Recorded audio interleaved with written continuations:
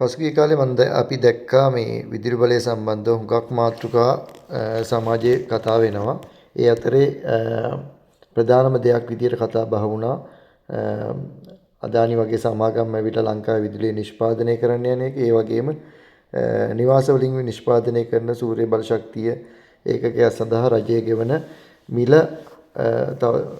අඩු කිරීමට යන කාරණේ වගේ කාරණා සම්බන්ධව කතා බහ වුණා.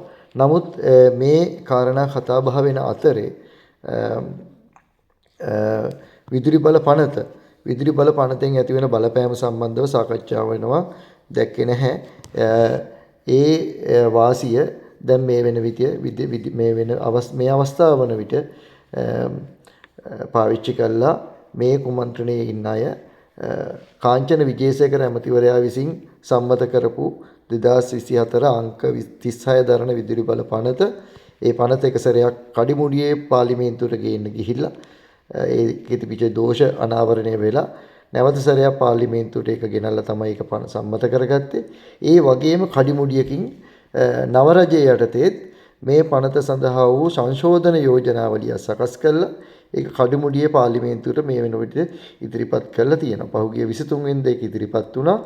ඒ ඉදිරිපත් වෙලා දවස් 14ක් ඇතුළත ඒ සංශෝධිත කෙටුම්පතේ සම්බන්ධව යම් අයෙකුට අධිකරණයට ගිහිල්ලා මහජනතාව වෙනුවෙන් සාධාරණයක් ඉෂ්ට කරලා දෙන්න පුළුවන්.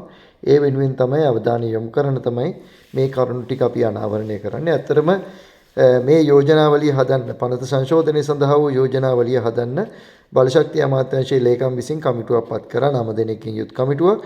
ඒ කමිටුවේ 9 දෙනාම ඉංජිනේරුවෝ තමයි පත් කරලා තිබුණේ. ඒකට නීතිඥවරු කවුරුවක්වත් නැහැ.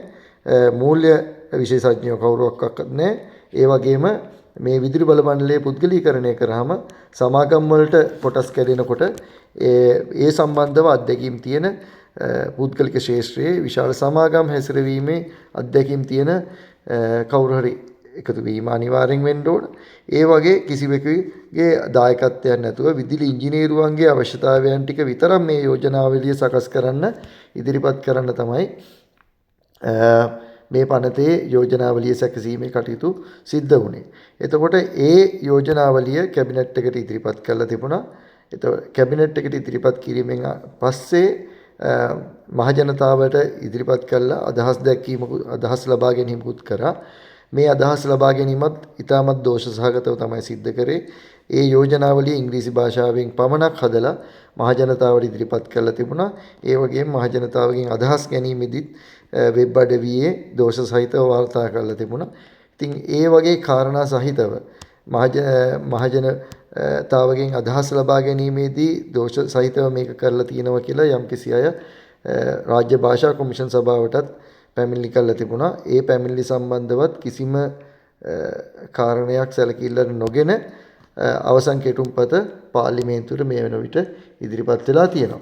මේ අවසන් කෙටුම්පතේ තියෙන විශේෂත්වය තමයි තවදුරටත් මහජන උපකාර කොමිෂන් සභාව වගේ ආයතන වලට මහජනතාව වෙනුවෙන් මැදිහත් වීමට ඇති ඉඩකඩ පැහැදිලිව තියෙනවා කියන එක දැක්වීමක් කරලා නැහැ. ඒ වගේම වෙනත් රටක විදුලි පද්ධතිය හා ලංකාවේ විදුලි පද්ධතිය එකතු කිරීම සිදු නොවන බවට තහවුරු කිරීමක් වෙනස් වීමක් සිද්ධ වෙලා නැහැ. ඒ කියන්නේ තවදුරටත් ලංකාවේ විදුලි බල පද්ධතිය ඉන්දියාවේ විදුලි බල පද්ධතිය සමග එකතු කිරීමේ කටයුතු මේ පනත යටතේ සිද්ධ වෙනවා කියන එක තහවුරු වෙලා තියෙනවා. ඒ වගේම මුදල් අමාත්‍යාංශයේ විසින් ඉල්ලීමක් කරලා තිබුණා කැබිනට් එකට කරුණු දැක්වීමක් කරලා තිබුණා. මේ පනත යටතේ මේ සංශෝධිත කෙටුම්පත යටතේත් යෝජනාවලිය යටතේත් මේ විදුලි බල මණ්ඩලය සමාගම් 12කට කැඩීම රටට අමතර මූල්‍ය බරක් ඇති කරනවා. මේක දරා ගන්න අමාරු වෙනවා කියන එක මුදල් අමාත්‍යාංශය විසින් දක්වලා තිබුණා. ඊට අමතරව ජනාධිපතිතුමා මුදල් හා ක්‍රම සම්පාදන අමාත්‍යවරයා වශයෙන් ජනාධිපතිවරයාගෙත් යොමු කිරීම අමාත්‍ය මණ්ඩල සංදේශයේ තුන්වන වගන්තිය සහ ඇමුණුමේ ඉතාමත් පැහැදිලිව විදුලි බල ක්ෂේත්‍රයේ සංවර්ධනය සහ මිල නියම කිරීමේ ප්‍රතිපත්තිය සම්බන්ධව අවධානය යොමු කරලා කටයුතු කරන්න ඕන කියන එක ඒ අවශ්‍යතාවය ඉතා පැහැදිලිව දක්වලා තිබුණා.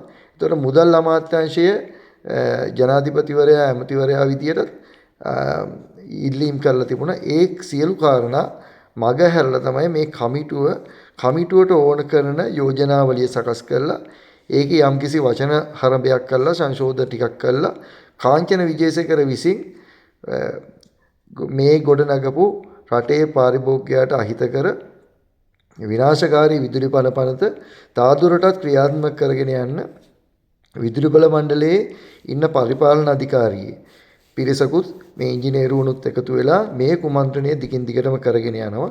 මේක පිටිපස්සේ මේවට මූල්‍ය ආධාර දෙන අය සහ මේ කුමන්ත්‍රණයේ ඉන්න අය ගොඩක් ඉන්නවා. ඒගොල්ලොන්ගේ සම්බන්ධව අපි පස්සේ කතා කරමු තවත් වීඩියෝ එකකින්.